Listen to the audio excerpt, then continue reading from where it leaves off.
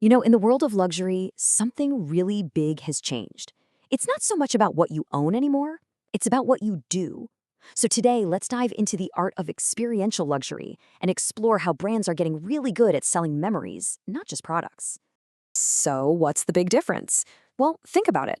It used to be that luxury meant tangible things, the fancy diamond watch, the super fast sports car. But the ultimate status symbol, that has totally shifted. Now it's all about that unforgettable journey, that one of a kind memory. We've moved from wanting more things to wanting more life enriching experiences. And this whole shift, it actually has a name: experiential luxury. It's all about meticulously crafting these moments that really stick with you. Luxury brands aren't just selling you a comfortable bed or a delicious meal anymore. Nope, they're in the business of selling feelings, of selling memories that are going to last a lifetime. And that, right there, is where people are putting their money. This quote just nails it, doesn't it? Experiences let people enjoy a high quality of life without having to own a lot of stuff. I mean, that really gets to the heart of it. Fulfillment today is more about collecting stories, not just collecting objects. Okay, so how do these brands actually create these magical moments? Let me tell you, it is not by accident. There's a real art and, honestly, a science behind crafting the perfect experience. The best in the business have absolutely mastered it. It really boils down to three absolutely crucial steps. First, you have to engage all the senses, what a guest is seeing, hearing, even smelling. Second, you use all those sensory details to build a genuine emotional connection. And third, you wrap the entire thing in a really compelling story. When those three things come together, a simple hotel stay becomes something you'll never forget. I love this analogy. Think about the whole experience like a piece of theater.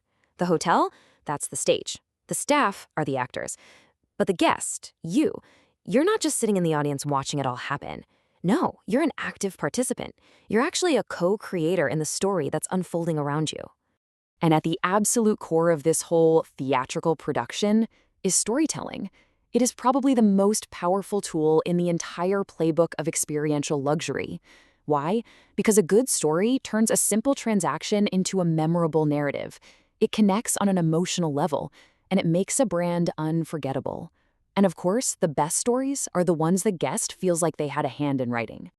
This brings us to another huge shift. The old way of doing luxury was very standardized, kind of like a checklist of five-star things that everybody got. But modern luxury, it is all about personalization. It's the difference between a generic hello and being welcomed by name with your favorite drink already waiting for you. It's about making every single person feel like they are uniquely seen and understood. But here's the thing, trying to deliver that level of personalized, story-driven service creates an immense amount of pressure. And this leads us to a fascinating paradox right at the heart of the industry: this relentless and sometimes punishing chase for absolute perfection. Which brings up a really important question. In a business that's built on human connection, is aiming for a completely flawless, error-free performance always the right move? Let's dig into that. Yeah, this whole perfectionism thing is a real double-edged sword. On the one hand, of course, it drives incredible results and builds an amazing reputation. But on the other hand, it can lead to massive staff stress and a culture where everyone is terrified of making a mistake. And when employees are that scared, the service can start to feel, well, robotic. It can strip away that human warmth that's so important. And what throws gasoline on this fire? The internet. A single tiny slip-up can go viral in seconds on review sites. In the world we live in today, the pressure to be perfect for every single guest, every single time, has never, ever been higher. Okay, so with all that in mind, this focus on experience, the power of a good story, and this tricky perfectionism paradox, where is luxury going next? Let's take a look at the trends that are shaping its future. Unsurprisingly, technology is playing a massive part. We're already seeing robots handling the basic repetitive jobs, AI using data to create hyper-personalized offers, and smart algorithms managing everything from staff schedules to energy use. But, and this is the crucial part, the goal of all this tech is not to replace the human element, not at all. It's to help it.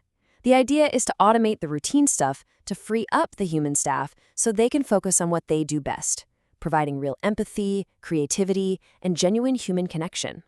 And finally, the future of luxury is deeply connected to ethics and sustainability. Today's luxury consumer expects brands to be responsible, and that responsibility is usually seen as three equal parts: doing right by people, by caring for the planet, and by making profit in an ethical way. So at the end of the day, the future of luxury isn't about more gold-plated faucets or bigger chandeliers. It's about creating experiences that are deeply human, that are powered by incredible stories, and that are grounded in solid ethical principles. And that kind of leaves us with a final thought. We've talked about how guests are now co-creators in their own luxury stories. So the question isn't just for the hotels, it's for all of us. If your life is a story, what kind of experience, what kind of memory are you going to choose to add to it next?